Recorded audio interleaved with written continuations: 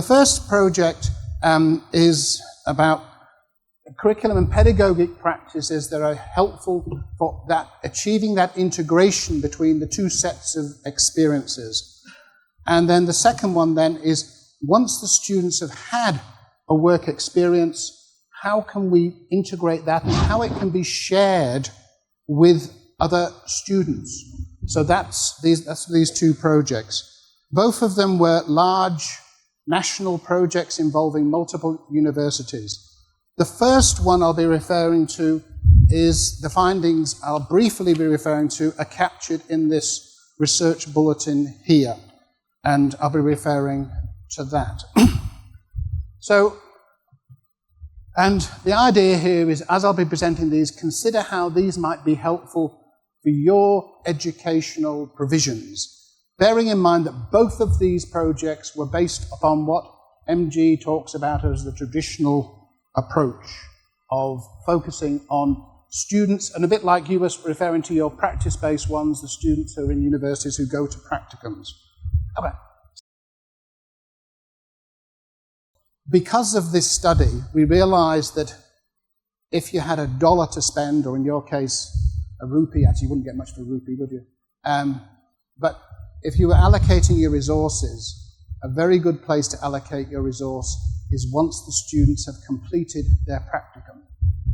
Because at that point in time, they've got something you can engage with, something they can talk about, something they can reflect upon.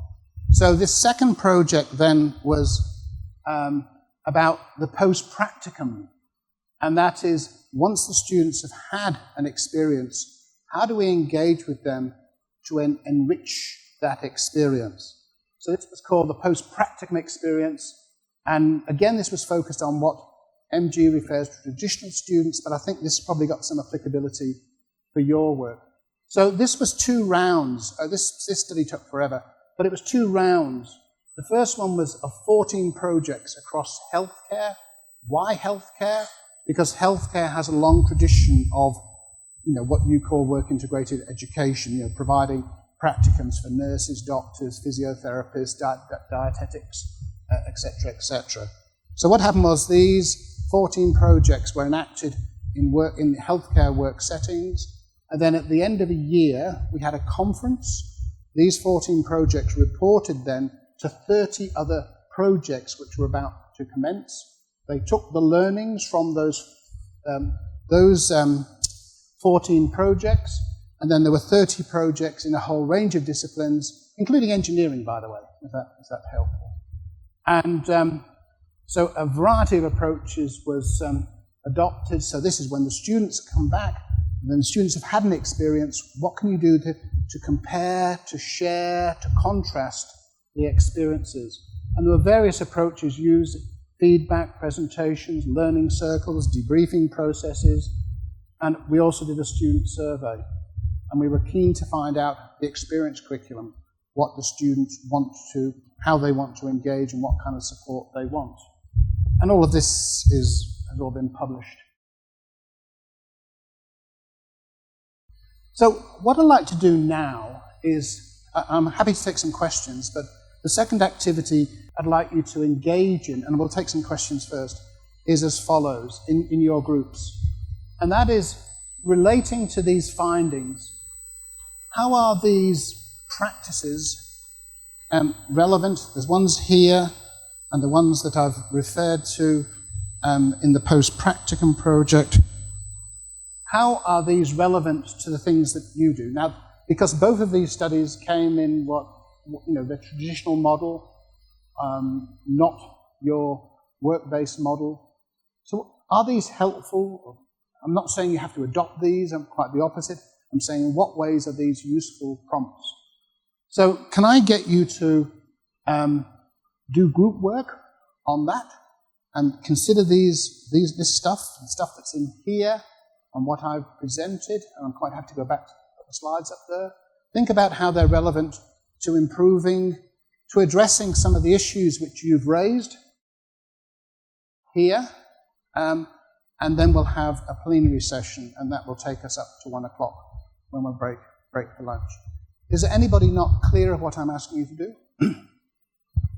So considering these materials, what sort of things are presenting from a different model, can you consider how these are relevant for your students in your program? Is that okay? Okay? Yeah, that clear? Explorations, discussions with your colleagues, and I guess what we'll do now is just simply work around, and perhaps if each table can take, say, 3 minutes maximum to talk about what might be helpful, and then we will have a general discussion across. So which table would like to go first? Well, this table is very keen here. All right, so we were discussing the WILP program with relation to the before, during and after, and what are things that we can do before, during and after. Some of the things we discussed are already in place, but can we do them better, or what are the new things that we can do? So for before, we thought about there has to be some way of assessing the requirement for that cohort or the set of students that's coming in. And this is coming from the comments like what Professor Srinivasan said. They're coming to a learning environment or a study environment, a college environment, many years after they have stopped doing that and they've been in the workplace. We also had some studies regarding math attitudes where we realized that our older learners are pretty anxious about math, and it's probably because they have been away from that kind of learning for a long time. So are there ways of assessing the requirement, and can that be a program level thing that we do for every program? Then after you assess the requirement, can we do bridge courses, or can we do some intense like problem solving labs or something like that that will prep them for the courses that are to come? Then we spoke about the during, and in the during we were talking about the mentors. We currently have mentors. Each student is supposed to have a mentor, but these mentors are people from the workplace, and they are not necessarily incentivized to do a good job of mentoring. Some of them do out of their own interest, some of them do not. So is there a way to formalize this structure? One of the things that came up is we recently started hiring people called as learning facilitators, and these are essentially TAs. They act as TAs, but they are people who have graduated from our programs. So they know, they've been through the program, they know how things connect back to the workplace, and they also know what the difficulties or challenges of being in a program are. So for the during part, maybe the learning facilitators can take up a role in mentorship. Can they replace the mentors? Maybe not, we don't know, but that's a question we wanted to ask. And then in the after part, we spoke about the dissertation component as being something that we can have students reflect upon. A few practical challenges in this is that many times the students say that the data set we're using is confidential. So then can we have them convert it to a dummy data set or create a more generic problem statement? And maybe when it comes to a collaboration, so if it's one company, having a closed door discussion about learning and their findings within that group is something we can do. For the non-specific courses, they could use their dummy data sets to reflect on what they have learned. Thank you. That was very comprehensive. Thank you. Next table. We discussed the 3 different aspects of intended, enacted and experienced curriculum. Where the intended curriculum emphasizes how effectively we can try taking the curriculum into the implementation stage where we can do a work integration. So some of the parameters which we thought is trying to get an industry project as a part of the curriculum and introduce project-based course in which an industry will provide a project and there will be a mentor from an industry and also a faculty from WILP will be a part of it, so that all the 3 stages of implementation, that is intended, enacted and experienced could be successfully implemented.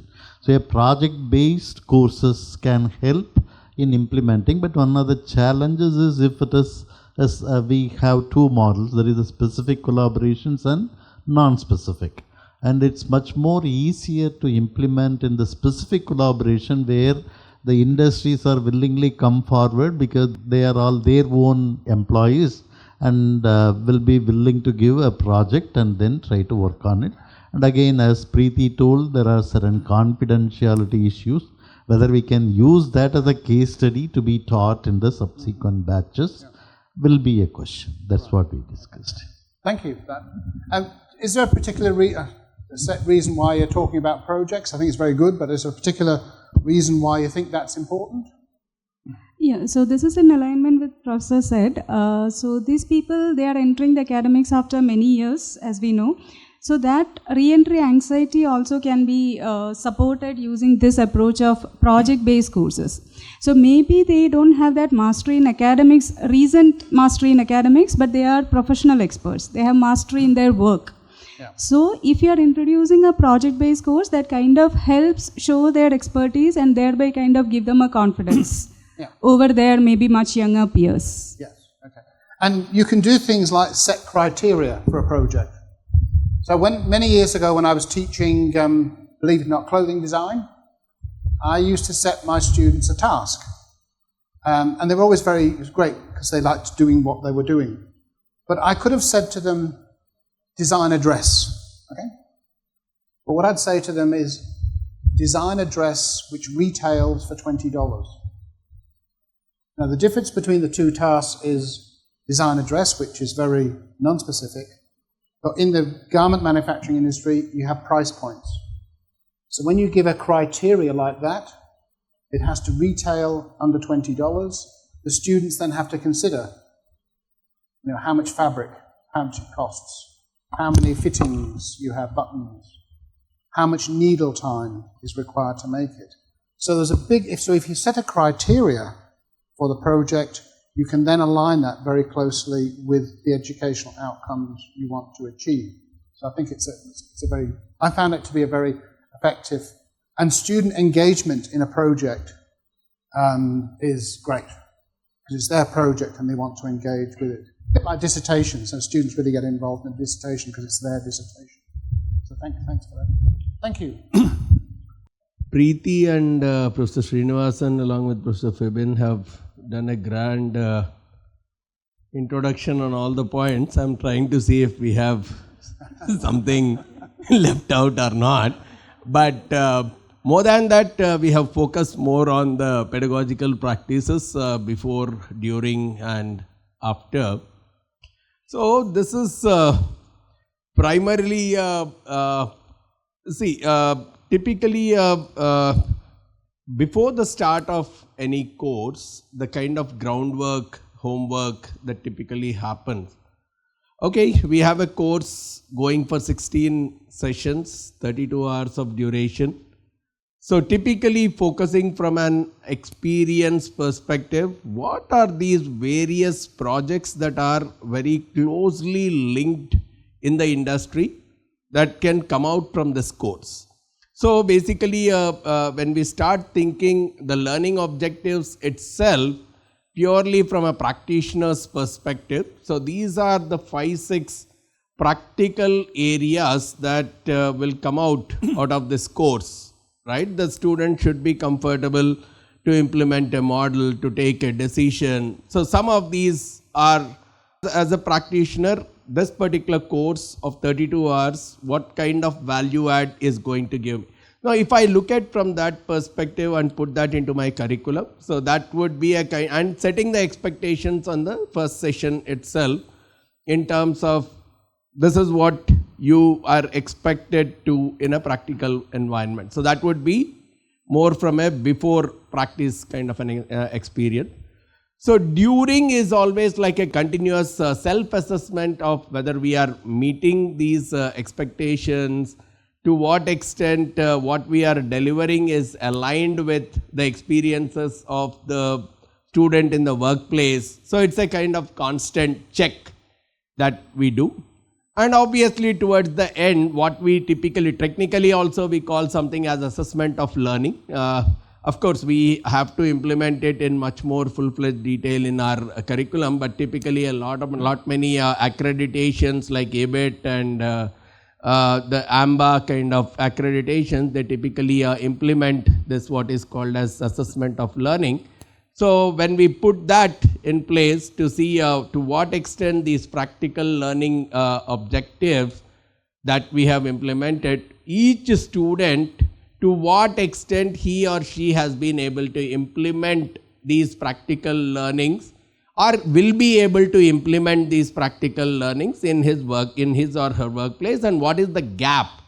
So at every course, if we can do that as a part of the semester end review, that could definitely create a lot much of improvement in the curriculum as such.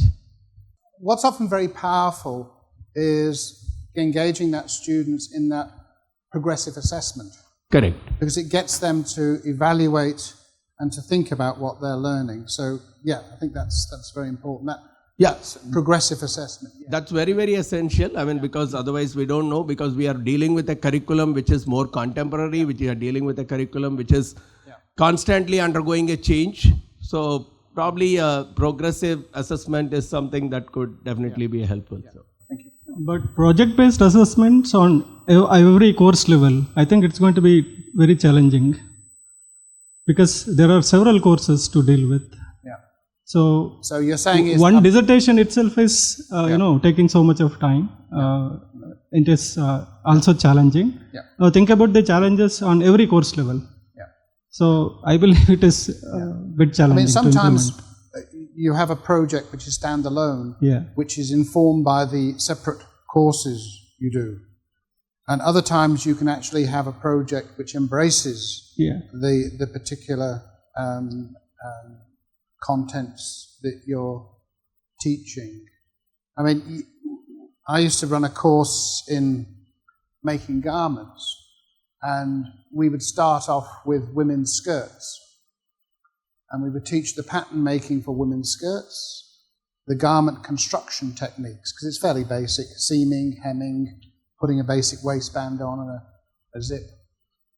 Then you would move on to something like making a shirt.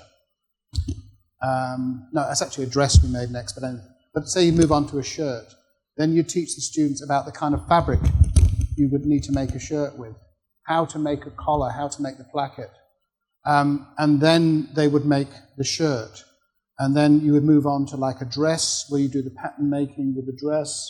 So you can actually have a curriculum based around, in this case this was garments, but it could be based around projects which actually engage the students in increasingly more complex activities in terms of concepts, but also procedures as well. So you can actually build projects in, or you can, as you're saying, have separate courses that then feed in to a project, which is the point that was made here, where complex tasks often cannot be resolved by one discipline, and you need disciplinary insights from multiple disciplines. I mean, if we could bring in project-based learning on every course level, that's going to be highly effective and state-of-the-art. Yes. But course logistics are going to increase like anything.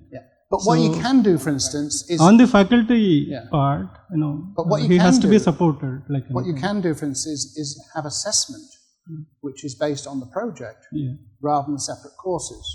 So you're not overburdening. You can actually integrate it. And so the project becomes part of the assessment, part of the teaching sort of thing. That does require, by the way, my experience is that does require a group of academics to get on well together, because you have to agree on things. And when they're not getting on well together, it can be an absolute disaster. But of course, as you know, academics always get on well together, don't they? But thank you for that. Thank you. So here, with respect to intended curriculum, we would like to add some kind of a design with respect to programs with some specialization instead of I'm just giving an example of MBA in quality management. It can be the quality management with respect to manufacturing industries, or with respect to service industries, or with respect to some other. So some kind of a specialization can be done with respect to the intended curriculum. Also, some of the points are already covered by the first two groups, with mentors taking as learning facilitators as mentors, or the preparatory courses. It's already been covered. Also we would like to add kind of taking the leverage of practice schools experience into our teaching and learning. We have very realistic industry-based experiences which we get from the practice school, which can be taken to teach our students, which will be more realistic in approach. So I think we have a few points here. First is on the curriculum considerations, right? So there were two tables. So what I liked there, and perhaps we could build on, we do that, but we could build on further. One is the gradual and staged engagement, which I think was sort of, you had discussed earlier with one of the other groups, my colleague right here, Professor Vamshidhar. So gradual and staged engagement in practice-based experiences, we do that, but I think we have lot more room to improve on what we do currently, and we should probably give more time to the students. We should not rush them through those assignments, and I think most of the courses have mini projects in them. So I don't know what your colleague, I don't know his name, but he said that we should build projects into which subject? EEE. So you don't do projects in EEE courses? Okay, but that's not true for most other groups, if I'm not wrong, right? We do at least a couple of assignments in each course, and a student has to do that.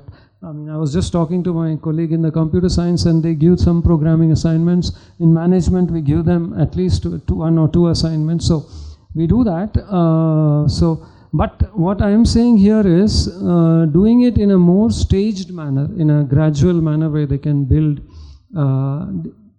That's one. Second is you talked about different levels or kinds of readiness and their implications towards student learning. And this is a big challenge because we get students from across the entire spectrum, whether it is age, whether it is experience, whether it is industry domains, etc. Sitting in my class of financial management, for example, 1,000 students coming from different segments. So it's very difficult to sort of gauge their readiness. You know, students with HHSM, Hospital and Health Systems Management MBA, they really don't know math at all. And I mean, they would have studied something in school, but they're far removed from that.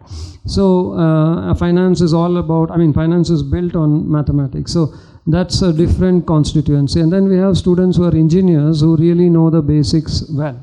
So to address that, we have tried to split them into sections, but I think we still have a long way to go. Perhaps we need to split them based on their background, which we have tried to do now and then, but there's some things there. The table 2, pedagogic practices. I think you've talked about sequencing and combinations of activities. I think that sort of ties in with this curriculum consideration which I had mentioned earlier. So the proper sequencing and combining of activities probably I think ties to the gradual and staged engagement, which can perhaps help them to learn better and in a sort of gradual manner.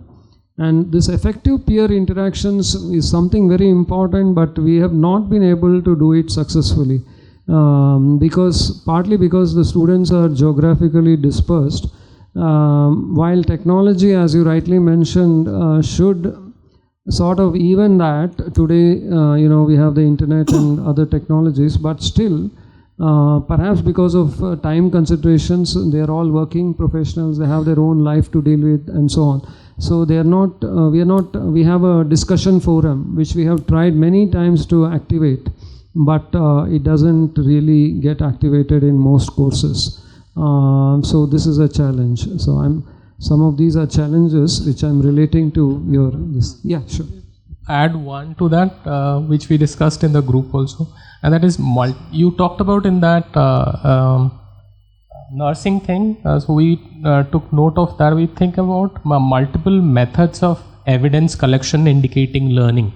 So if we can have multiple methods of collecting evidence that indicate learning, that will be really nice. Technically, I'm talking about assessment for learning, that kind of scenario. Yeah. If we can have that, nice. Relevant processes for assessing learning. It's interesting, this idea of different levels of readiness. I think we've got some ways of moving students. Say you've got your large number of students, and you assume that there's different levels, which is quite correct in terms of readiness. One thing you can do is you can have like a series of small modules where you can assess. And many, many years ago, I visited a university in America. It was, what's it called? Anyway, whatever, not important. And before you could access the internet for the university, they put you through a series of training modules. And you had to demonstrate then that you understood things. And so before you were allowed to access the internet, you had to understand, you had to demonstrate your understanding of what was need safety. So there would be questions. I remember the questions. If I give my password to somebody else and they use it for inappropriate purposes, it's not my fault, is it? Yes, no. Well, clearly it is. So they took you through a whole series of scenarios, and that allowed you then to know whether you were able to progress to use the internet in that university. So I think there's probably ways that we can find out the level of knowledge and decide whether a student can progress on to content straight away, and perhaps if they can't, they might be directed towards some kind of learning experience. So I know it's not enough, it's perfect, but things are not going to change. The adult cohort of learners is extremely heterogeneous. So we've always got to try and find ways, and it'll always be imperfect, about how we can engage with students and try. Some places what you do is you mix students of different backgrounds. Sometimes that works, sometimes it doesn't work. You can then try different strategies to engage students in specific stuff. And if students can move through very quickly because they're competent in those areas, that means they don't have to do assessment number 1 or 2, and they can move on to the other assessment. So I think it's an inherent quality of educating adults that they're going to be of that kind. And of course, if you're dealing with 1,000, you're going to get huge ranges. Yeah, so thanks for that. That was helpful. And one more group. We focused on a couple of things.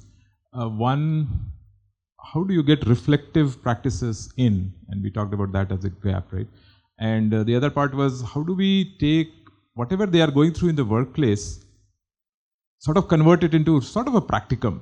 Because if we could, then we could apply many of the things that you were talking about. And so some of the challenge, of course, we talked about many of these things you could do if the class size was small.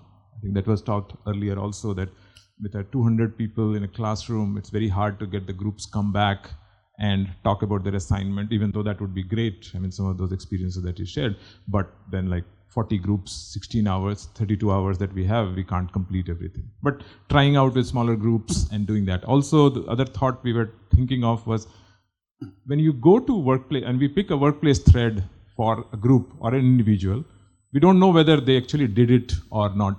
Right? And for example, in a typical practicum, hopefully there is the other side, there is a workplace, some manager, somebody who can vouch for, yes, they went through this experience, and now when you talk, there is some authenticity there. Here, if I say, hey, why don't you go and change the way you send mail for next 3 months, and let's see if that has changed something in your work or whatever. We don't know if they did it or not. And so, because we don't have the other side, the LF model that Preeti was talking about, maybe that might work if there was a way to get somebody there. But yeah, so lots of ideas. We don't have any conclusive thing, but I think the reflection seems to be the key, and ability to convert some of their actual work into sort of a practicum-like thing so that we can, teachable stuff can be found out. I think that will be useful. Yeah. I mean, the only comment I'll make there is, in terms of what I call reflective actions, is that the more grounded it is in what people are doing, the more likely it is to be an effective learning experience.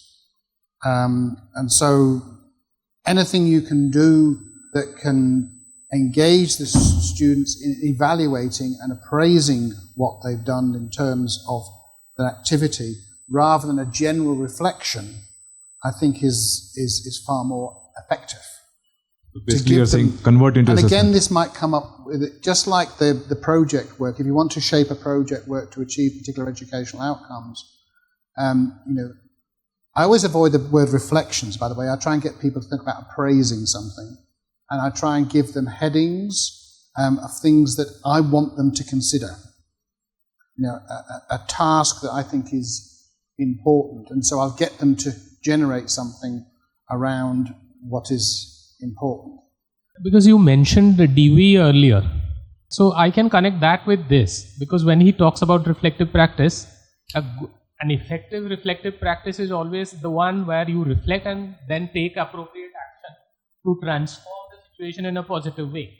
If the teaching and learning scenario can be transformed through reflection, you can do it by using appropriate prompts and all, so it can be transformed. Yeah. Probably what you were saying. Yeah, and I think it's just important to have, lots of things we do.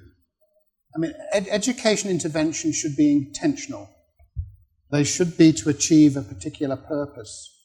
And so anything we do should be intentional. Now, many, many years ago, as an adult from working straight from industry, I did a program of initial teacher preparation, so I could be an effective teacher in vocational education. And we had a couple of very good educators. And one of them said, the session was on lesson planning, right? Lesson planning. And he didn't give a lecture on lesson planning. What he did was he gave us 3 or 4 different formats of how you can plan a lesson. And he said, here they are.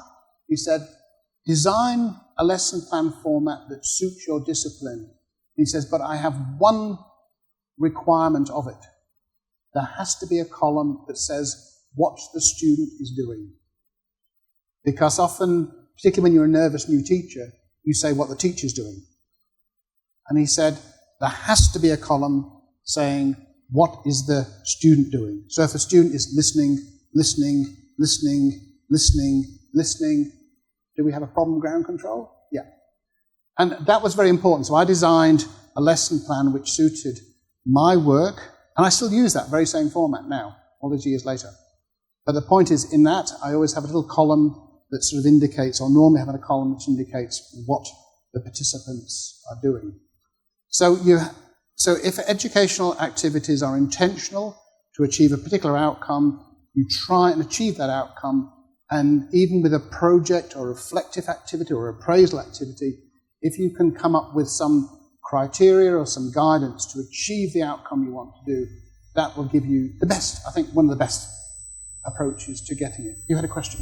ILP, we do have 3 different pools of faculty members, teaching especially. One is the on-campus faculty who are identified with particular campus where the recruitment process mostly on the research capabilities of a faculty member, and they probably may not have much of an industrial experience.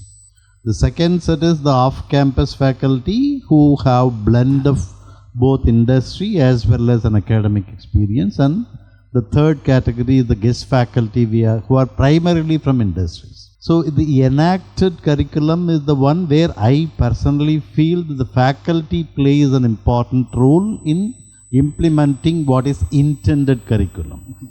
So when we have the 3 different buckets of the faculty members, one set do not have too much of an industrial exposure but academically strong. Yeah. The second one is the balance of both academics and industry experience, and the third one is more of industry but not too much into academics. So how do we manage such a situation where we do have a heterogeneous mixture of faculty?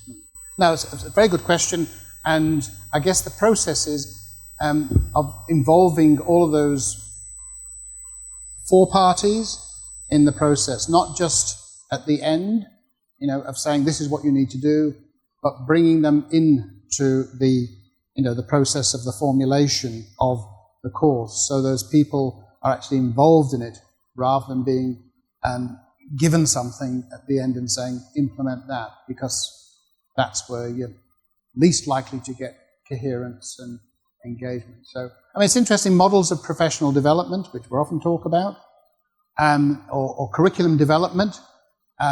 People say, where does professional development sit within a model of curriculum development? Professional development should sit right in the beginning of it. So we involve people in what you're trying to do with it, developing the curriculum, refining it, changing it. So you get the people involved, because what we know in terms of implementation of innovations is that people need to feel competent to implement something. In fact, the professional development literature suggests that competence begets commitment. That is, if you're competent in doing something, you'll be committed to implementing it. So one basis for developing competence in something is to involve people and give them the opportunity to become competent in something and then implementing it. And I'll give you an example of where I failed dreadfully as an educator in that. When I was doing teacher education, I used to encourage the teachers to do group work with students. The problem was that I didn't really give them the skills to do the group work effectively, and they went to their classrooms to engage with students who weren't used to doing group work. They're used to sitting there and somebody's talking at them. And when the teachers, these novice teachers, tried to get them to do group work, they began to misbehave, say stupid things and cause problems. And so the failing was with me, that I hadn't developed the competence of the teachers to set the environment for the group work, to give them activities, and to lead them into the group work activities. So, why am I mentioning that? So I've lost my train of thought. So it's so the sooner you can involve all of those people, because commitment to that process comes from being competent within it. That's what the literature says. That's what the studies of teacher adaptation suggest. Yeah. So consequences can be quite significant. Here we have a Canadian framework of quality, and what you see here is the peer structure. Pedagogy is a domain, experience, assessment, and reflection.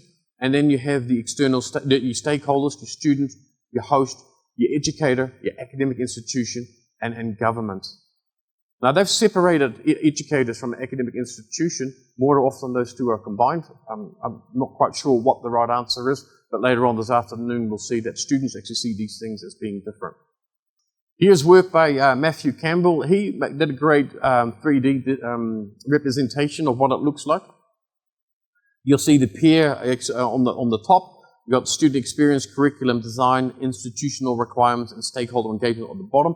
But here you see the before and during and after coming up now. Matthew Campbell and his colleagues did great work around that because they have a lot of text and literature to support that. So it's a framework I encourage you to go to. And you won't be able to read this, but it's laid out in this particular format. Later on, when we've got the New Zealand one, you'll see it's a very similar sort of layout. I quite like that framework. It's just too rich to be using here. Matthew and Judine Pretty worked together because Judine Pretty did some work on quality as well and came up with a more international representation of a framework, or around, not framework, more of a process around quality and mapping and how that might look like. And you'll see similar dimensions coming through here around how the stakeholders and the certain domains that we need to focus on. I've got a structure here for a quality framework that we use for work integrated learning for Will and Z, work integrated learning in New Zealand. It is a framework around considerations. Now, to create a framework of quality, we have to contextualize that to the program itself. And again, you have a unique program here. So the idea is that after morning tea, they will start mapping the activities to this particular framework. There is no framework or considerations when it comes to a program where students are primarily in the workplace, so we'll have to do a little bit of adjusting and modifying so that framework will work most of the time, maybe not all the time. So feel free to be flexible around that. But it's going to give us the activities that allow us, a two-bit table, allow us to do some thinking in that particular space. It's the first time we're testing it this way, so I'm really hoping to get some feedback from you guys about how well it works as well. So have a look through, or before we do that, we'll take some time to look through the framework and talk about it among your table. But before we do, are there any questions from the slides that you, or a comment perhaps? Prefer questions, but yeah, over the back there. In one of your initial slides, you talked about some theories, that established theories that were there. Piaget, Vygotsky, there were a lot of other people. If I see that whole list, the list is predominantly what is prescribed when we are doing bilingual education, applied linguistics theories, etc. Yeah. Because I studied them as part of my applied linguistics course. So what do you think is the connection between something that is predominantly used for cognitive development and bilingual children development, etc., right? ZPD and all other things, if I look at it, critical pedagogy theory, most of the theories actually. Yeah. How do you think that is in relationship with what we are talking today here in WIE or WLP? Thank you. I was going to make the humorous observation that most of this work was done on children. Yeah. And bilingual behold, education, basically. Yeah, and lo and behold, it works quite well for adults as well. This probably says a lot of us about adults, perhaps. It is predominantly in that space. And Vygotsky's work, for example, earlier on was mostly in Russian as well, and didn't make it into the Western world till later on, which is why there's such a gap between Vygotsky's work and who followed through. Was it Engström that followed through? Wurtz, sorry. Oh yeah, and Engström. Even Piaget, for that matter, actually. All of them talked about education in a school setup, right? They were talking about children, they were talking about zone of proximal development, or all other things. Basically, they were looking at cognitive development in children, mostly. This is all about education and the school level. So I'm trying to understand how are you, so are you trying to say that all these theories can be applied for the WIE programs or WLP programs, or I'm just trying to understand. They already are, and it has been for quite some time. Just a process of learning, and again, my level of deep understanding of each of these theories is limited, so I've got to be a little careful. It's been applied within work integrated learning for quite some time. You'll see them cited on a regular basis, particularly around development stages of students. The Levy and Wenger work around peripheral participation and a newcomer becoming slowly enculturated into a community of practice or place of practice, and eventually working alongside what they refer to as the old-timer, and then themselves becoming old. It's a great visualization of how learning occurs within work integrated learning. The student comes in as someone new to that space. They are trying to learn the norms of behavior of the workplace. They're trying to learn the practical activities around that. They do that by working alongside a professional, and slowly they become enculturated in that space. That's the theory I'm most familiar with, and it works really well for work integrated learning. So a framework, maybe the framework that will look at the impact of the WE programs or WLP programs should have a linguistic theory that you're talking about, one of these, plus human capital theory, right, which you talked about in later slides, where you talked about human capital theory and Bourdieu's capital theory, basically, which you talked about. So maybe implementing a theory like that, where you combine one of these theories and a human capital theory and capital theory itself, will kind of help you understand how to map the impact of WIE programs or WLP programs in general. Oh, absolutely. I do really want everyone to be very practice focused and what the current practice is. And later on, mapping that through theoretical thinking would be helpful for improving. But I think it's important for the exercise that we'll do that it is very much focused on the current practices, what they are, and then looking for gaps or weaknesses within that program. And it's going to give you future direction around developments. So looking at this table, right, the table 1, this maps 100% with our practice school program, not really with our work integrated learning program. Because you talk about pre-placement, you talk about during placement, post-placement, what the standards of practice are for the student, host organization and university. It's exactly is relevant and sort of 100% applicable. In fact, we do most of this in our practice school context. Okay, so we start with the first one. So before we start, or pre-program as we mentioned, The first criteria that we have kept is academic eligibility. That is, what are the minimum CGPA requirements, what are the previous degrees of those students, and also what is the work profile of the students. So we try to take those into consideration. And then second one is professional eligibility. What is the minimum work experience required? And employment status, which is very important. The students are supposed to be employed when they join our programs. And also, I think, work profile I've already mentioned. One more thing, the most important thing what we felt is the objective of why they have joined our program. So when students are joining one of our program, they must be very clear about the objective or the learning objective, why they have enrolled in our program. So there can be multiple criteria that we have imposed, that a minimum requirement of a student who has to join will. Now, if there is any eligibility mismatch or eligibility gap, we will be providing this bridge courses for the students which they can take up so that they can build on that eligibility, in the sense not the academic eligibility but the professional eligibility. Say for example, a student who is doing maybe a mechanical engineer, he may want to do a program from computer science or maybe some other domain. So even though he meets academic eligibility criteria, there is a professional gap which we will be able to fill using the bridge courses. So students should be made aware that there is a provision of bridge courses or course zeros which we will be offering just before the start of the program.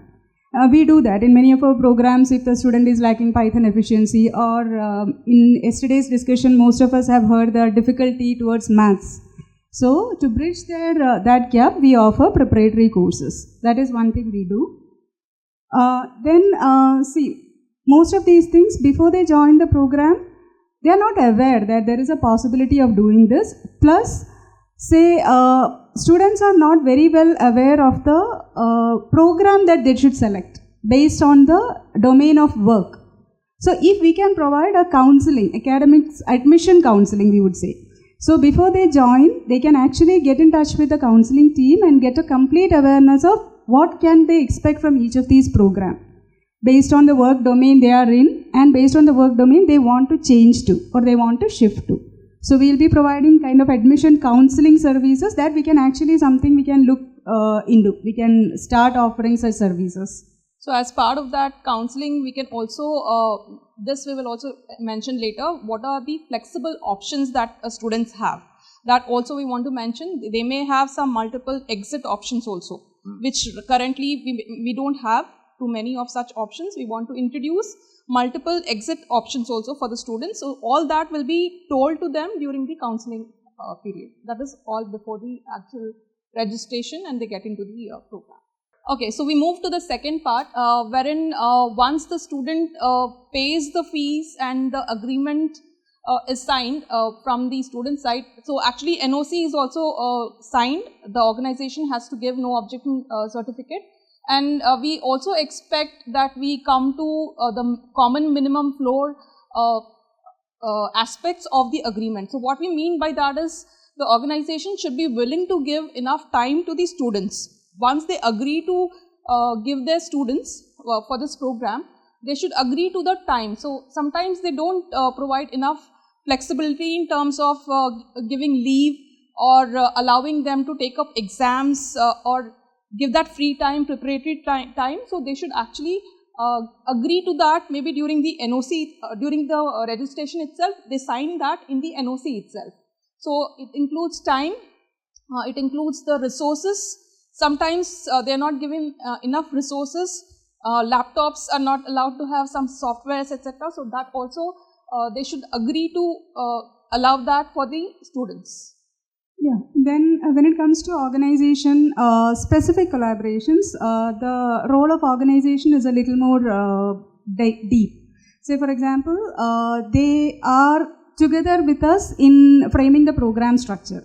So many a times, many organizations are not aware of this, that we have that flexibility. In case they want, we can have a discussion with the learning department of the organization and customize our program structure as per the requirement of the organization as well as the student requirement. So that way we can ensure that it is completely aligned. The objective of the students' learning and the cohort and the organization expectations are aligned with our teaching. Then we engage into regular feedback collection from the organization. This can happen after every semester or even after the complete program.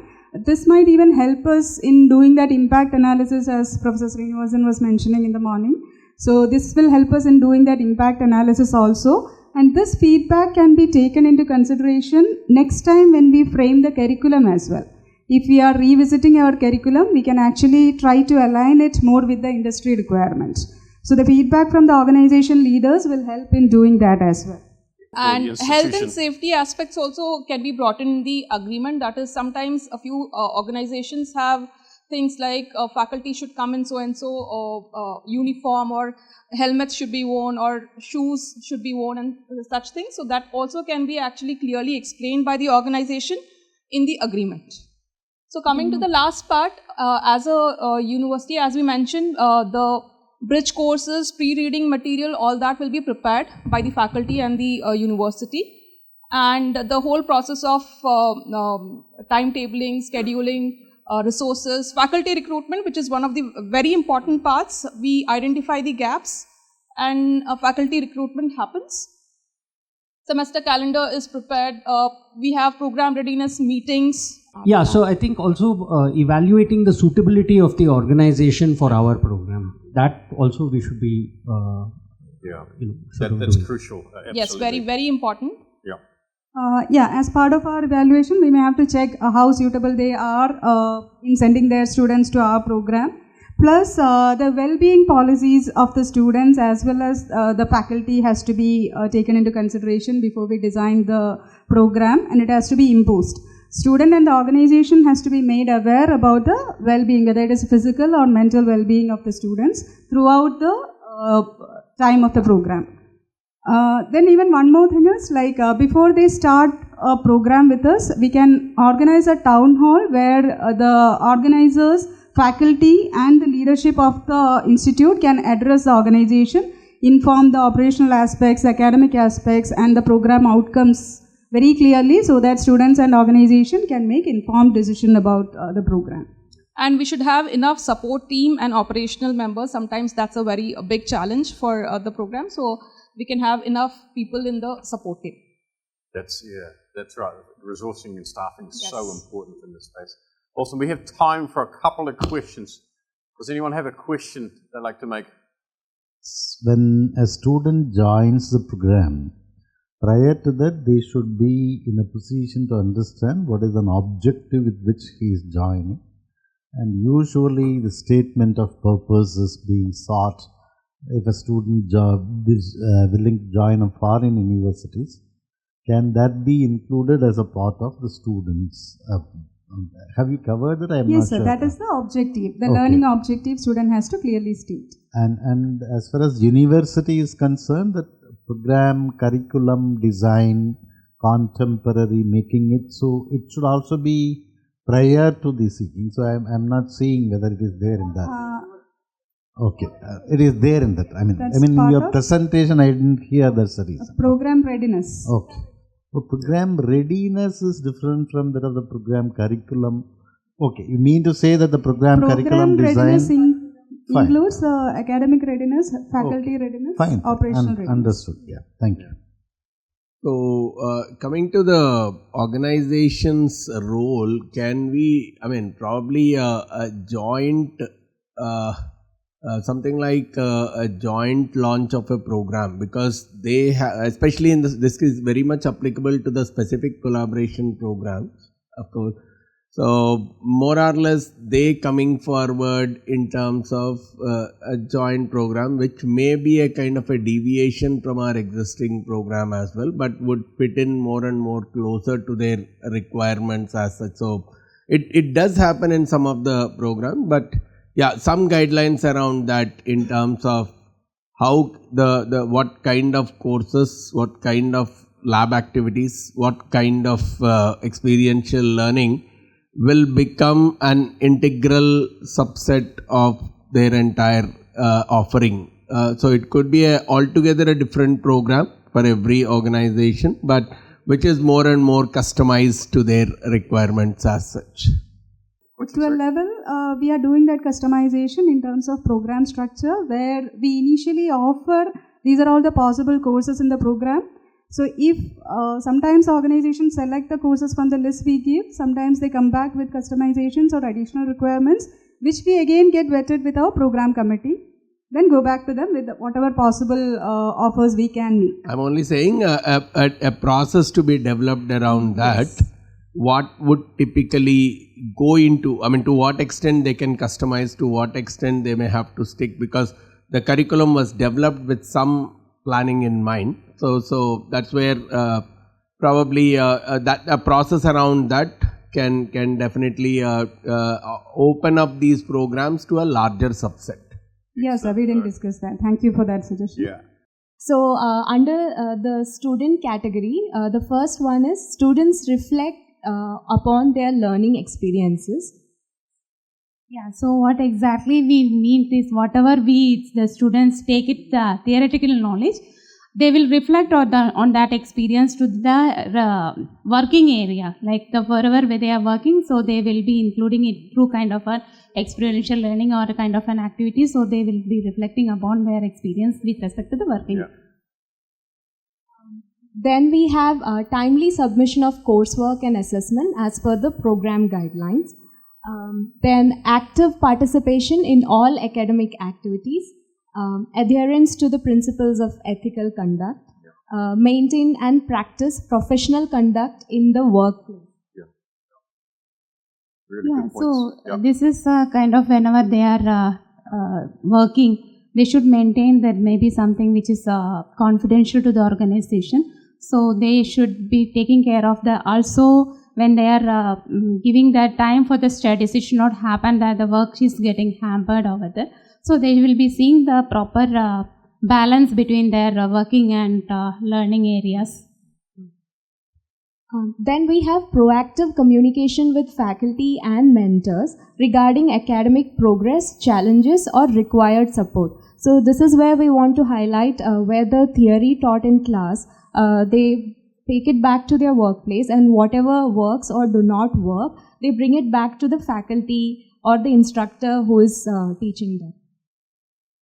So it is also with respect to kind of when they are not understanding anything or they need support, they should be actively, this is one point which they have to come at the proactive, which we are expecting the students to come back to the mentors as well as faculties to get proper clarification about their learning.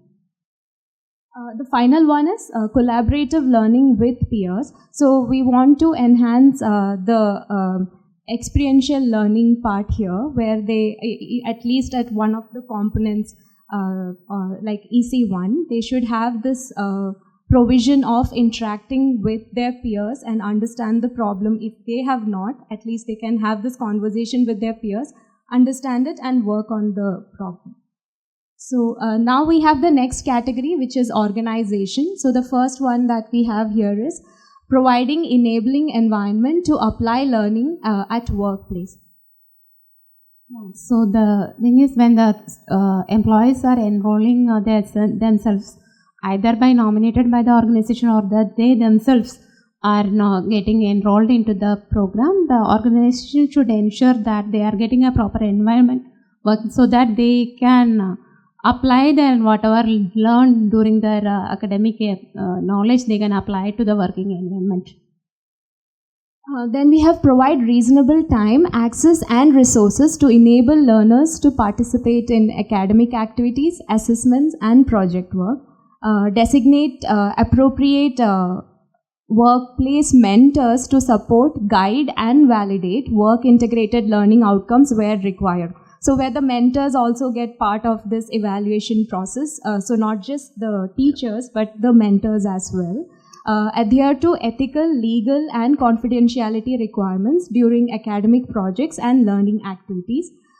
Provide continuous feedback to the university on the tools, the new tools and practices that might have come at the workplace. So something to be maybe part of the curriculum, so the advancements that they make at the workplace. So some kind of a feedback loop.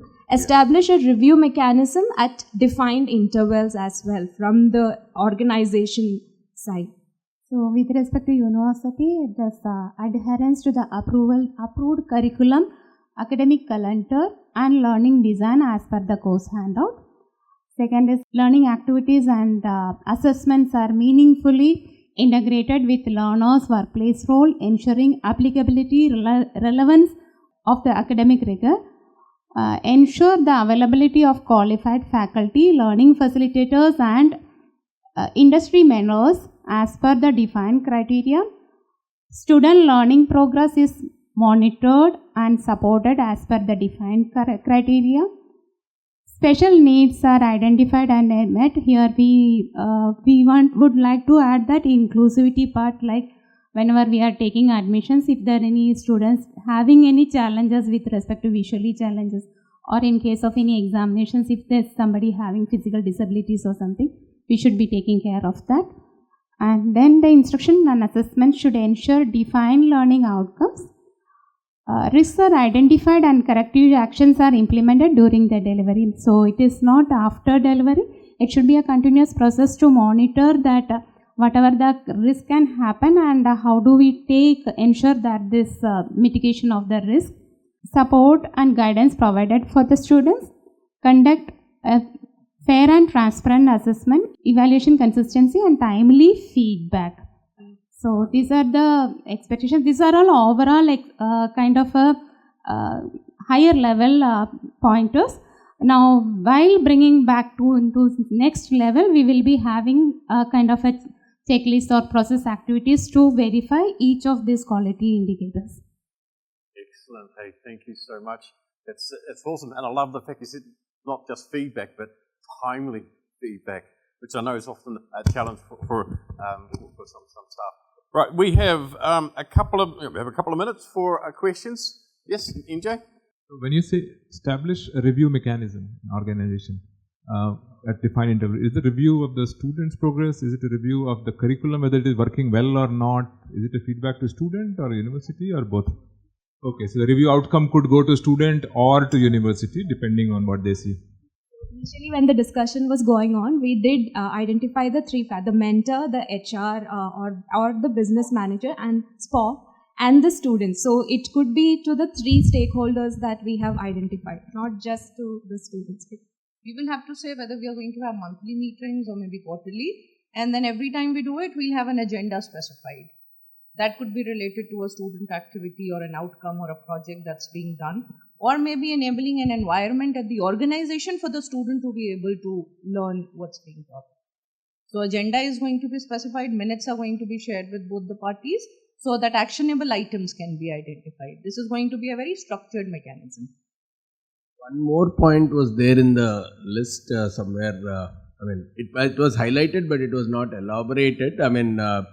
The one major point that has come out from a university's perspective was during the program, before the start of every course, whosoever is the faculty allotted that particular course, the focus would be more on trying to understand, or probably a faculty would do a kind of a research in terms of what are the evolving needs of the industry, how can you make the individuals more and more work integrated, right? How can the learning become more and more work integrated?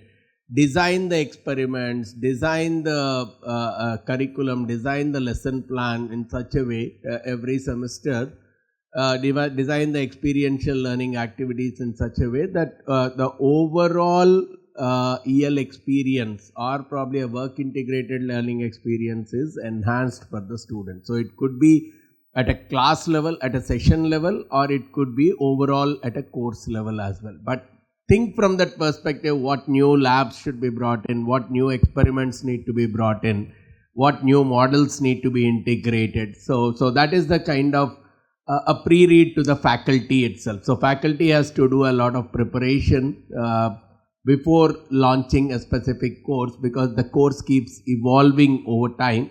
So that is also one more important element under the university, basically defined for the faculty as such.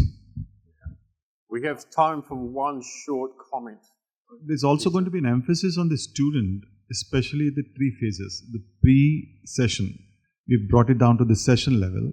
What should the student do before he comes into the class on that day?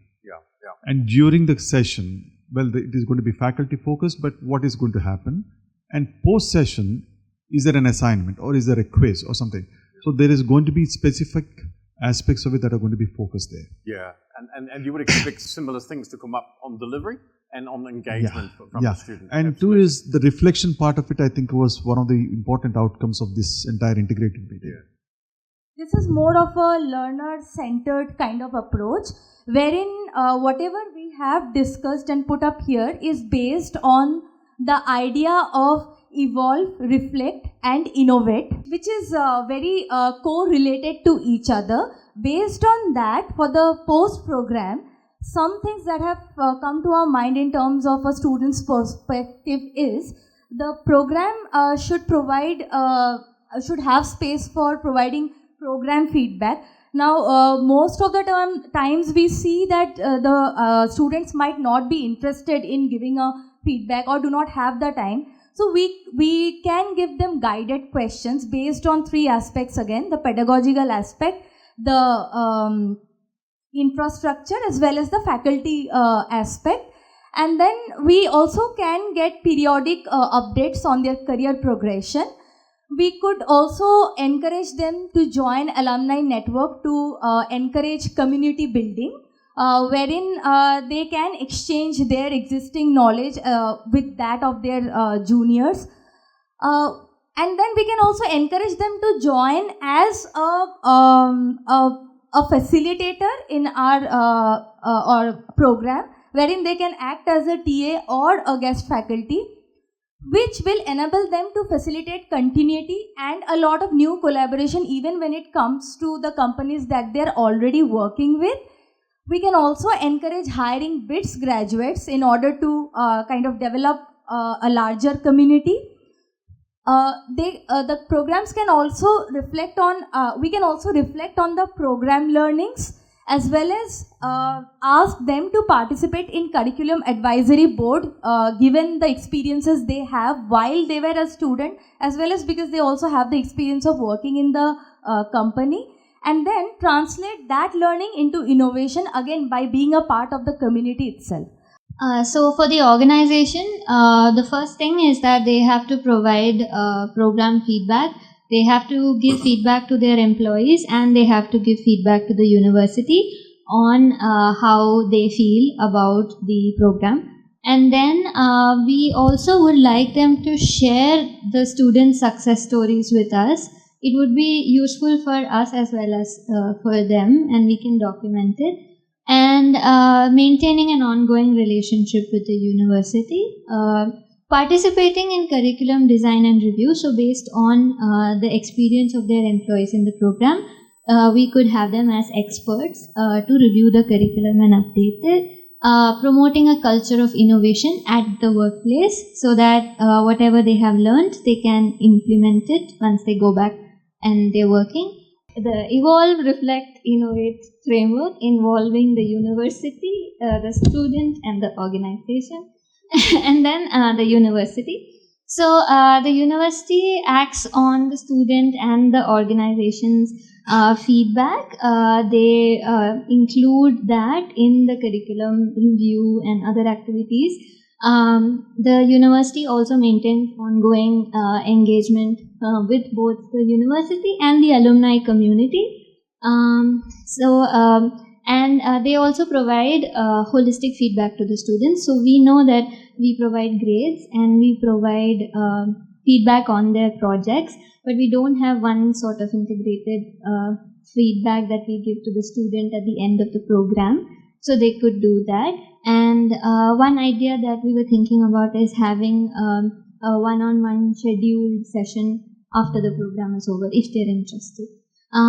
Then providing ongoing faculty development based on feedback. So here again, we hope that it would be reflective in nature, because the program would just be over and then the faculty would come and they would all reflect on how the program went, and then that would be the main core of the development process. And providing lifelong learning resources and support. This is so when the learners finish the program, they no longer have access to the learning resources that they had during the course of the program. So if they have some sort of repository, library resources that they can use even after the program is over, so that they can continue using it, that's one thing. And support would be faculty and infrastructure support. If they want to continue working on projects, they want to continue collaborating with faculty, we provide them the space to do that, space and resources to do that. And that could also be career support in terms of if they want to say go into AI, which is something they didn't have before, how can they do that? Or if they want to take up a different kind of position in the organization, what are the ways in which we can support them to do that after the program? And also supporting ongoing innovation. So we would then have the space and resources, like I mentioned earlier, to promote innovation in the students even after they're done with the course. But I just want to give a few perspective. Like while you have presented in the previous teams also, you have taken a look at this as the WILP that BITS Pilani is offering, right? I think it's time that when we are dealing with this kind of a model, we are looking at WILP as a model of education, not even WIL as a pedagogical strategy, but WILP as a model of education. So I think we need to step back from being a part of BITS Pilani, but looking at WILP as a model. So if you are looking at WILP as a model, right, would you still go with this kind of a thing like at the end of the session that I will give them access to my content and things like that? That's a very, very operational decision. You tell me now that you want, I can just send a message or mail to someone that, okay, make it available to everyone. So that's not a model that we are talking about. That's not the quality framework that we are talking about. That is a very operational decision, right? We are saying, and I am seeing in all the cases, at least the one which is going to present, I have not noticed, but the pre and the post, you have just removed it, right? In the earlier model which Carsten presented, like there is program and post, right? We have kind of decided that, okay, my job is only to focus on the student when he comes inside. Is that a very right approach?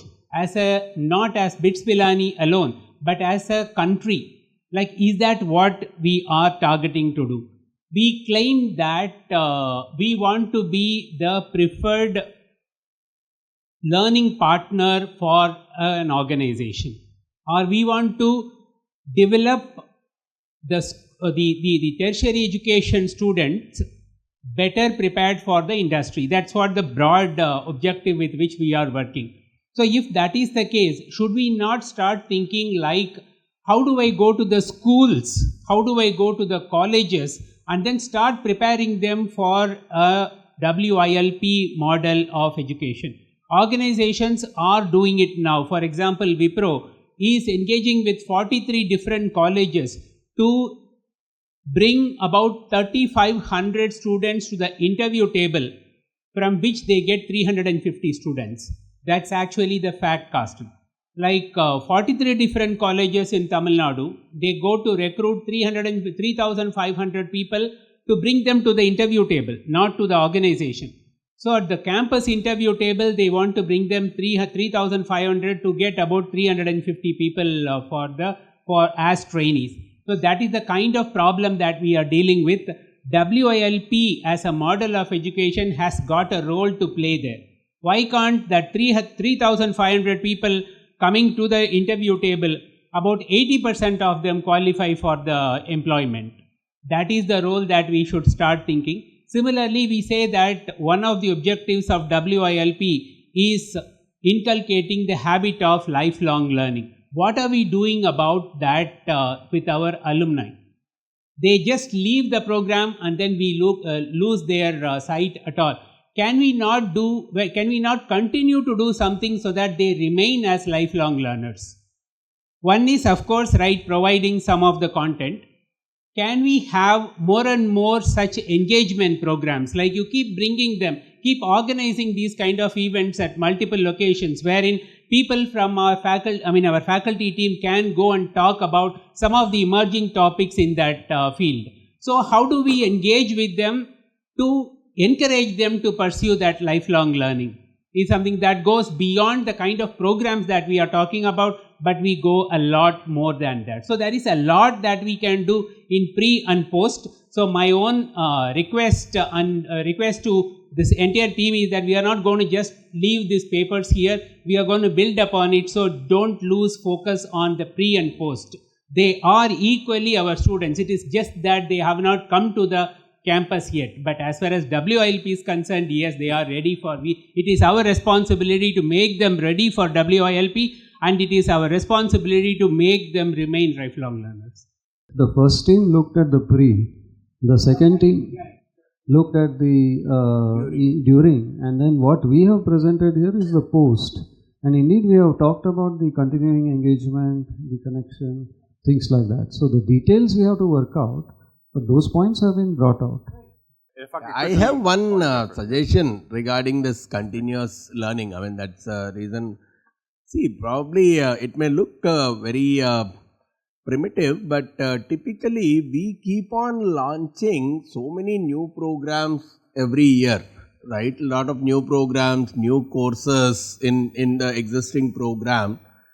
So there should be some kind of a continuous communication that should go to the entire alumni, saying that these are the new programs. That's again a part of lifelong learning, right? Probably as simple as recommended products on Amazon. It may be a very bad comparison, but something like that. You have, since you have already done this program for us, these are the different other programs that could suit to you more, or probably these are the new courses that we have launched in this particular program. So, and at the same time, giving a kind of a framework. Right now, we don't have, let's say, a person who has done MBA in, let's say, hospital management right now. See, in the last year, we have made so many changes to that curriculum, and we have brought in many contemporary electives, right?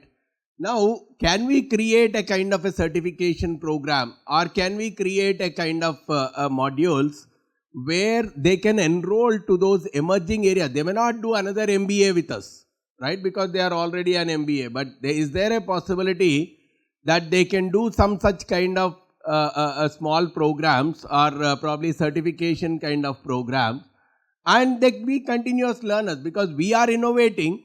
We communicate regularly with the alumni and let them come back to enroll with us.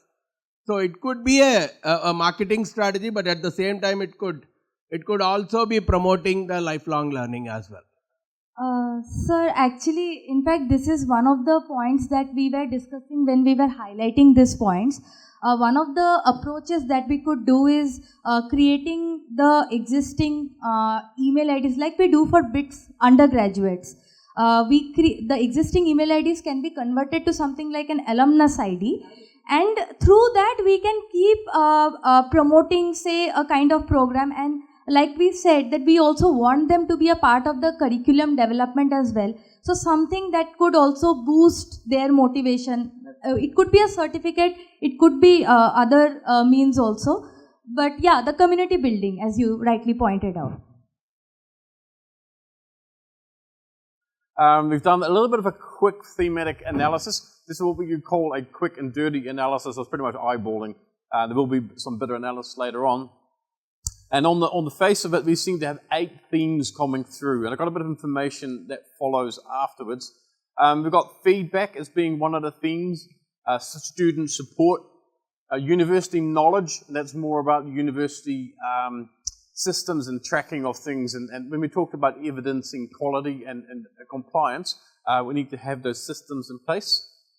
Faculty, and I think that's to do with faculty abilities and readiness, but we'll have a look at it in a minute. Well-being, and look, well-being comes up over and over again in the literature and at other universities as well. At our university, we're having yet another review around student well-being and how we can best support it.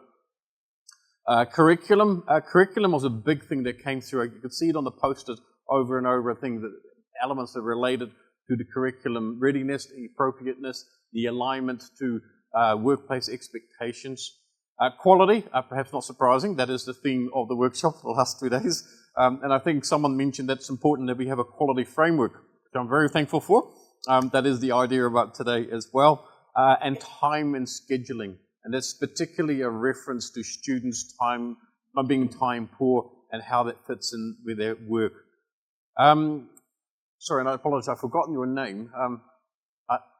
Anita and Arti, they were very kind. I did that quick analysis. They analysed about half, and the other half not quite yet, but we already got it quite clear what the themes are. You can probably just read that. So here are some of these bits that were coming through. But feedback is about regular feedback, and it'll be feedback for students. Support is around how students are enabled to use technology and how we are using technology to help students. Counselling around pre-admission enrollment counselling. Ops excellence. What's OPS stands for? Operationals? Operational excellence. Yep.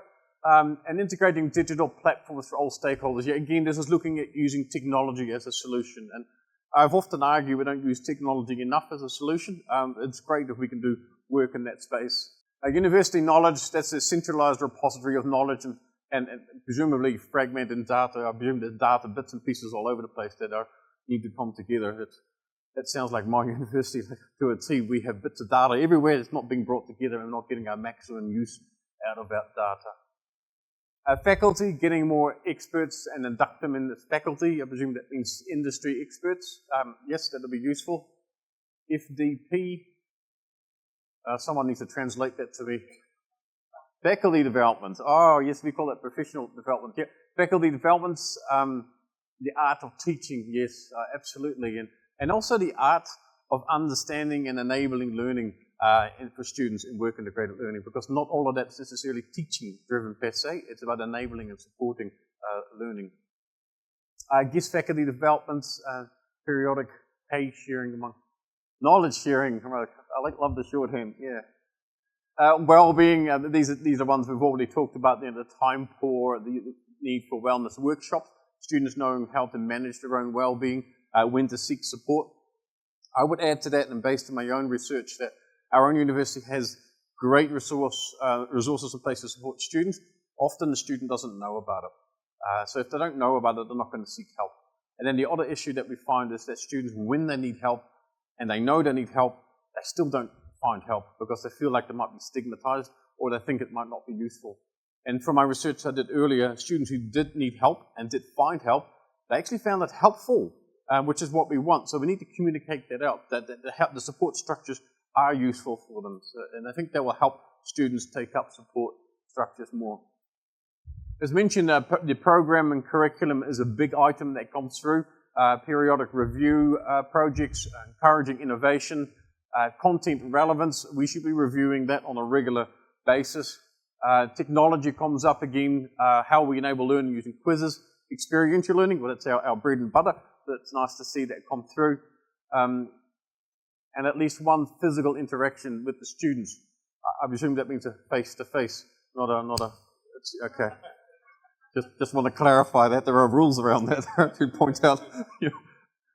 Quality, pre-course action research, quality framework, engaging with alumni. And look, alumni will be a real rich source of information about how well the program has prepared them for, not necessarily the workplace because they're already there, but for career advancement, for example, and alternative, more advanced opportunities.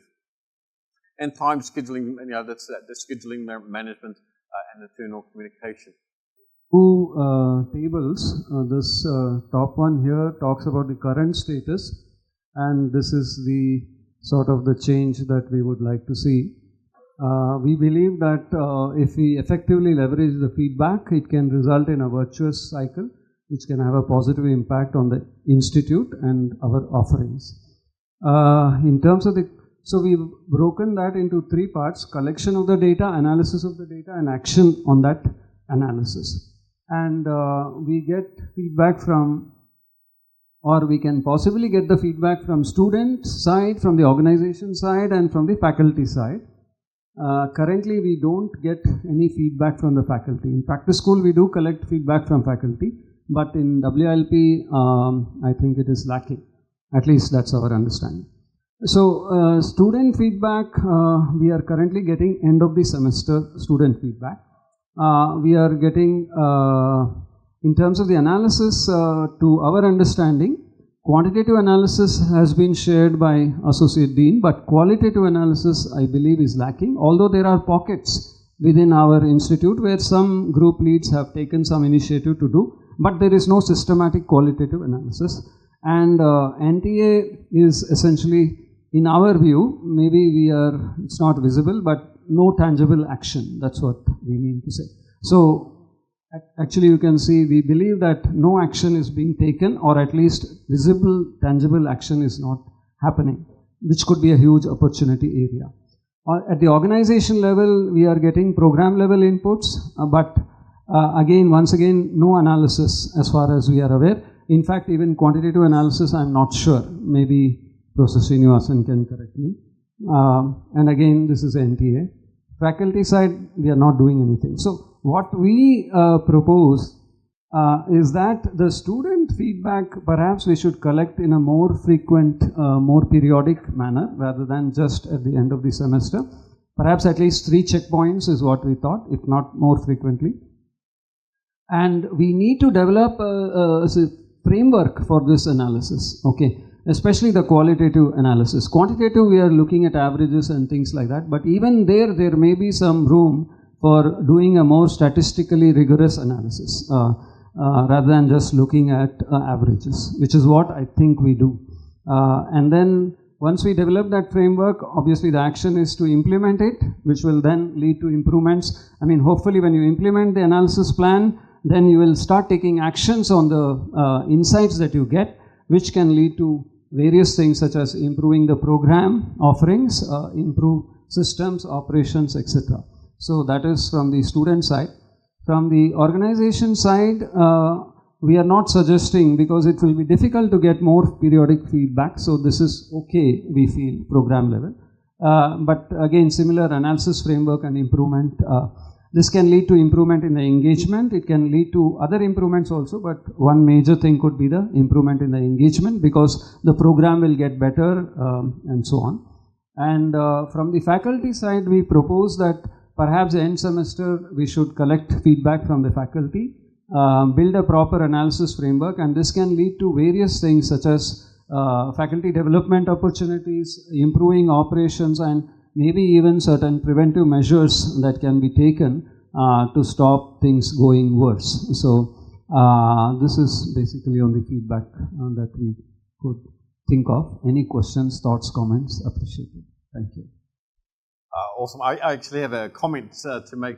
When it comes to student feedback, there are platforms that you can use, and our university uses a platform called Blue.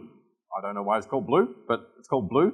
And it collects the student feedback. It does the quantitative analysis automatically, but it does what's referred to as sentiment analysis, which is using Gen AI to identify sentiments coming through and matching negative comments with positive comments. So some of that qualitative analysis, that's usually quite laborious to do, is already automated in some of those platforms. So maybe worth, I don't know if that has a platform that's automated around that. No, we have done, as I mentioned, there are pockets within the institute where we have done such analysis using AI/ML tools like Professor, so NLP and so on. We did it once in 2017 and then once more recently in 2022 in the management group, but it's not done systematically across. It needs to be done systematically, and let the systems do the hard work for you. That's my recommendation around it. One comment, and then we'll move on to the next group. Sir, you mentioned about the feedback at the 3 stages that you are proposing. It's very good, and especially if the first stage is when a semester starts after 2 or 3 classes are over. When we are getting at the end of the course, if we get it at the, because we have the concept of leading indicator and lagging indicator. Now we are getting lagging indicator. If you get that first stage feedback after 2-3 classes are over, it will help to course correct and ensure that the remaining classes are over. Correct. I mean, we thought of beginning middle and end, but we can sort of discuss and adjust that. Right. Thank you. All right.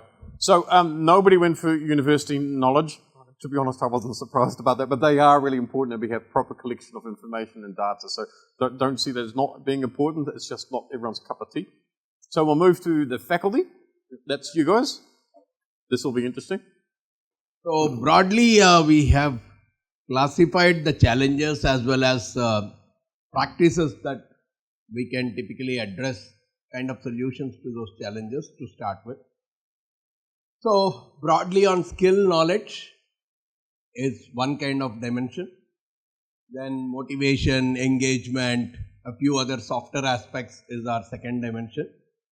The third is, because we are more dealing with technology in terms of delivering lectures at tech, right? So more from a technology comfort.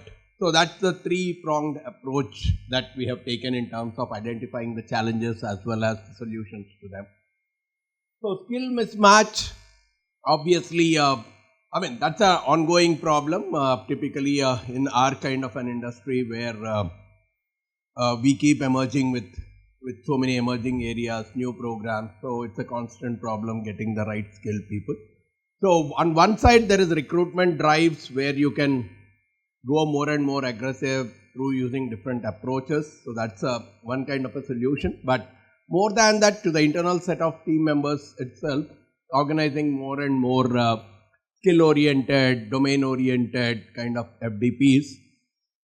And probably if they are happening elsewhere also, probably getting, of course, nowadays, now also that is happening, but probably putting them as a part of the KRAs in terms of faculty typically need to improve on regular intervals, probably getting into newer areas, providing all the necessary support around that. Then the other problem is, most of us come from the industry, but at the same time, we have moved on. We might have come from some kind of a specific industry, but typically we are launching so many new programs as well. So industry exposure, we have a program on industry exposure as well. But yeah, probably if that can be streamlined in terms of more and more people getting involved in that and with specific measures around that. So that is the sufficient relevant industry exposure and trying to address that. And recommendations moving forward?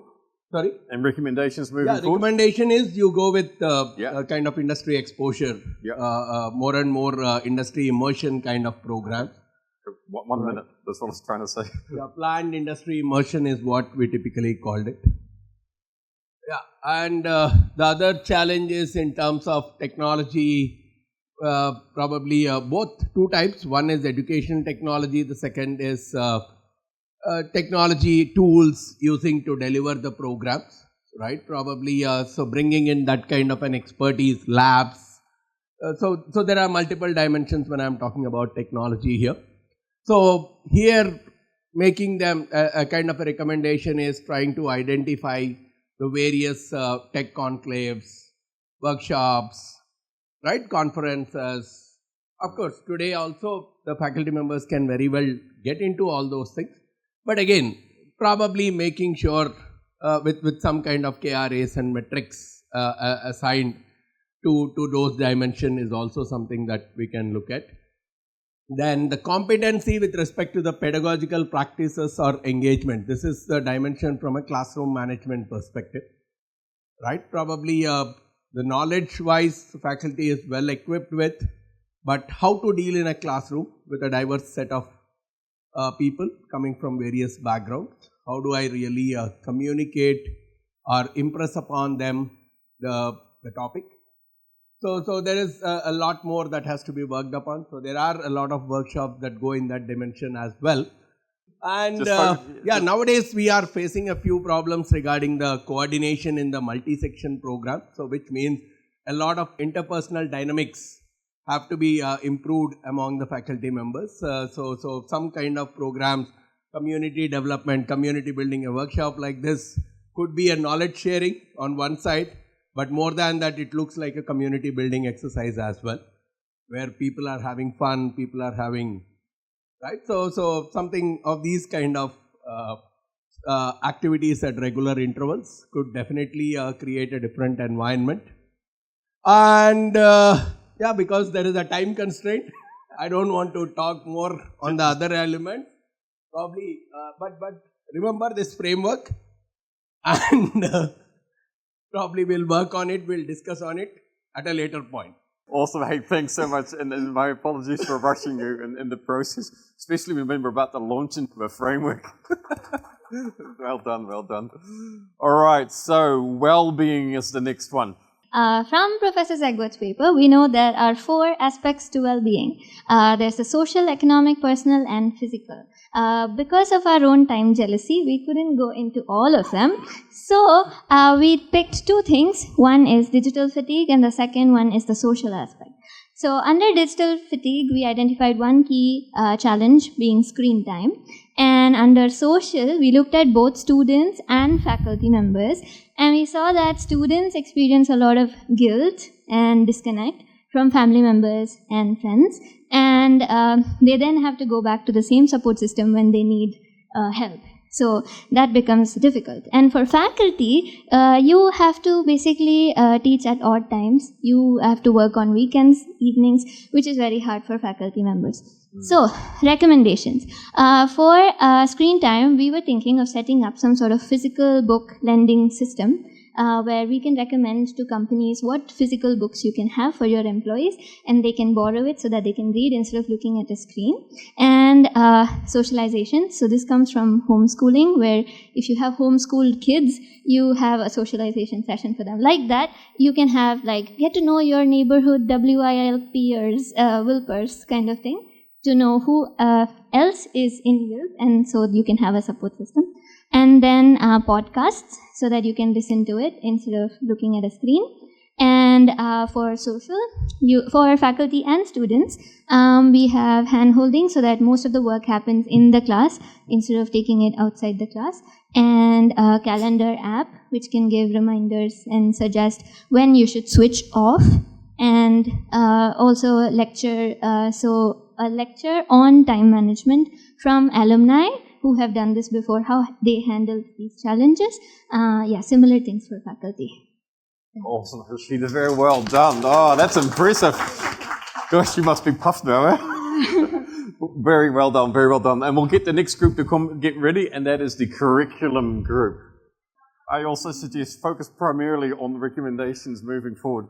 All right, so I'm going to try, like you said, it's monster topic. We spent so much time on one of the first challenge that we really rushed through the others. So I'll just present what our conversations were. Student readiness was a challenge where we know that students are coming in with certain kind of gaps, maybe communication, maybe it's math, maybe it's writing skills. And while some things are happening, some are ad hoc, some are happening in some programs, we would recommend a pre-assessment of needs or gaps for all programs, and then short courses on communication skills, writing, bridge courses where required, and also providing translations, because there's feedback from faculty about students not really understanding the English language very well. Then alignment with industry, which is currently being addressed through curriculum revisions and inputs from industry experts. We also recommend adding feedback from alumni for the curriculum revisions, as well as more exposure, industry exposure for our own faculty. And then very recently we've started incubation centers for industry projects for the students. Alignment with recent technologies, where currently the onus seems to be on individual faculty members to update themselves on the recent skills needed. While some groups are having group level discussions for this, we recommend that platforms are created where all groups can do this and upskill their own faculty, and activity-based workshops for the faculty members as well. Then there's content overload. What came up in our discussions from the faculty members is that some of the courses just have too much content crammed into the 32 hours of teaching. Sometimes there's too much theory, very little practice. Sometimes there is way more practice than theory. So we could address this through curriculum review, and also these two are sort of the same, where we introduce a structural recalibration for courses and look at every course and see how that can be managed. And then addressing student heterogeneity is students coming into programs or courses with a very different professional background or a career trajectory. So then how do we have courses, or how do we make sure that our curriculum addresses all of their needs? This is different from student readiness. So again, have systems for faculty to assess the requirements of students, and then some groups are doing 0 courses to prep the students for the program that they're about to enter. We have classified the quality parameters in 3 different buckets, like the overall quality of offerings of WLP, quality of curriculum design, and quality of instruction and assessment, because these are all the priorities with which we need to work. And how do we measure, and what are the challenges which we are facing now, and how do we mitigate? All these aspects have been covered in this slide. So define the quality policy, objective and vision and mission. That's the priority of the overall program offerings. And awareness among the stakeholders related to the policy, objective, that is making the people aware of these quality measures. Effective risk mitigation, identification of the risk, and then how do we mitigate, and monitoring the different parameters becomes the priority. And what are the challenges which we see for all of them is the lack of awareness amongst the stakeholders, students, the WLP team, and also the organizations, and making them aware of it is the prime challenges which we are facing. And unstructured data, that the data are available, but we need to put it in a proper format so that the retrieval becomes easy for us. And there is a scope for an improvement of adaptation of the technology so that you can do it effectively. And the quality measures need to be improved. As far as the curriculum design is concerned, industry relevance, benchmarking, and regular reviews.